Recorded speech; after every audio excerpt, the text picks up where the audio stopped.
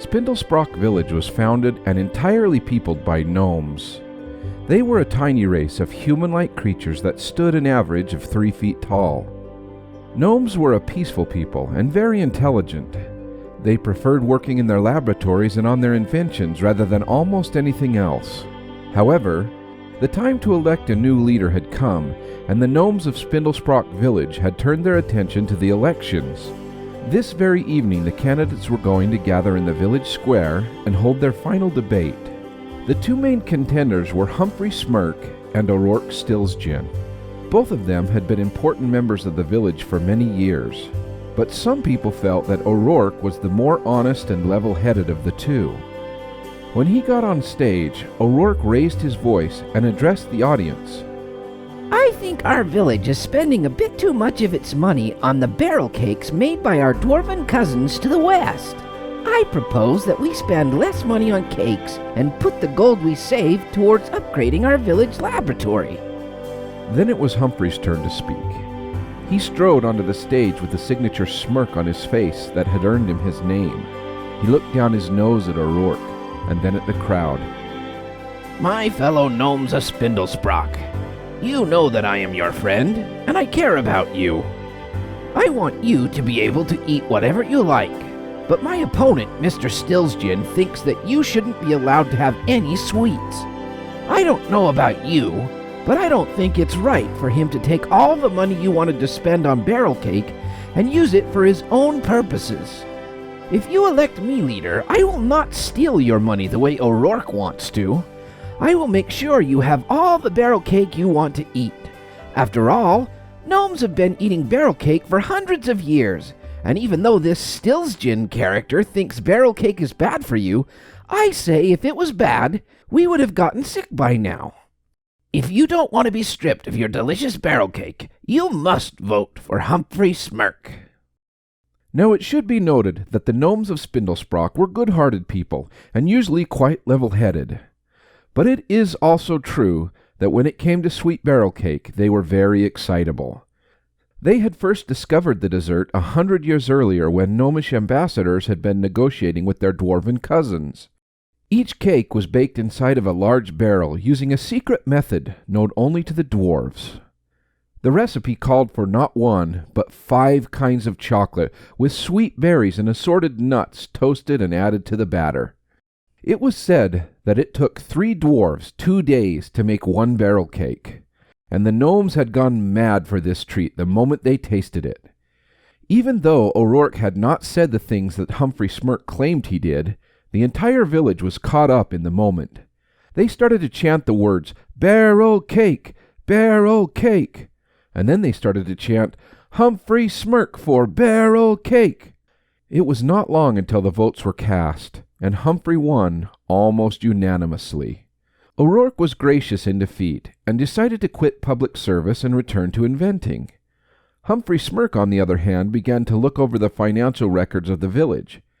He soon realized that a very large percentage of the village money was going towards barrel cake. He also was beset by complaints from the villagers that the public laboratory was falling apart. Humphrey knew at that moment that O'Rourke had been right, but rather than admit his mistake, he decided to secretly use O'Rourke's plan to solve the problem. So without telling anyone, he cut the barrel cake budget by a small percentage and began spending that money to upgrade the laboratory. It had been a good plan, and Humphrey was pleased with himself for not only stealing the election from O'Rourke, but then using the very plan that he had fought against to solve his problem. Things seemed to be going well for a time, until one of the dwarfs who had been baking and supplying their cakes began to wonder why the gnomes weren't ordering as much as before. His name was Brawny Bronze Knuckles, and like many dwarfs, he had a temper. He jumped on his pony and rode straight to Spindlesprock Village, where he intended to confront the village leader and ask him why he had cut the order. Unfortunately for Humphrey, he didn't know about dwarvish tempers, and when Brawny Bronze Knuckles asked him about the barrel cake orders, Humphrey smirked at him and told him to go away, or they would cut their order even further. Many of the village people saw this, and not only were they afraid of the dwarf, but they didn't like what they were hearing about cutting the barrel cake order. Brawny flew into a rage and challenged Humphrey to a bare-knuckle boxing match. He said that if the gnome refused, then he would stop selling cake to Spindlesprock Village altogether. Humphrey was afraid of the big dwarf and was all too eager to refuse, but the gnomes began to shout. They had elected him because they loved barrel cake, and if he lost their cake, they would kick him out as leader immediately. Humphrey, being a sneak, quickly thought of a plan, and he accepted the challenge of Brawny Bronze-Knuckles. The villagers cheered, and it was agreed that the fight would happen that evening. When the crowd had died down and Brawny was leaving, Humphrey caught up with him and whispered in his ear, I don't want to fight you, and I'm willing to pay you off. To the east of our village, about 3 leagues, is a cave, and inside I have hidden a huge chest of gold. It is enough to buy 100 new bakeries. If you will forget about this fight, you can have all the gold to yourself. Humphrey knew that dwarves loved gold and minerals more than anything else, and he was right. Brawny smiled from ear to ear, and without saying a word, rode his pony off into the woods toward the cave. What Humphrey had not told him was that instead of a chest of gold, it was said that a large ogre lived in the cave. Humphrey was certain that the dwarf would be eaten, and then he would not have to fight. By that night, Humphrey had constructed a straw man and dressed it in clothes like the dwarf had been wearing. He even put a fake beard on the straw man and then chose a dark corner of the village to have the fight. When the gnomes of Spindlesprock gathered to see the contest, Humphrey put on a spectacular show. He shouted and wrestled and flailed with his fist, beating the straw dwarf soundly. He picked it up by the scruff of the neck and the back of the pants and threw it out of the village gate, shouting, Don't come back unless you have barrel cakes. All of the villagers cheered and shouted, and they carried Humphrey on their shoulders. That night he slept soundly and comfortable until in the morning he was wakened by the sound of a shouting dwarf. You little liar of a gnome! Come out here and account for your treachery! Screamed Brawny Bronze-Knuckles. Humphrey opened his door a crack and realized that most of the village was gathered to see what the ruckus was about. No sooner had he opened the door than a big hand shot through the crack and pulled him out by the collar. You tried to get me eaten by an ogre! I swear that from this day no dwarf will sell a single barrel of cake to any gnome from Spindlesprock Village for 100 years! Then he threw Humphrey down into a puddle of mud, and climbing on his pony he rode away, cursing the gnomes as he went. It didn't take long to figure out what had happened, and soon the villagers kicked Humphrey out of his job in disgrace, and they begged O'Rourke to take over as leader. Before he agreed, O'Rourke stood in front of them and raised his hands to get their attention.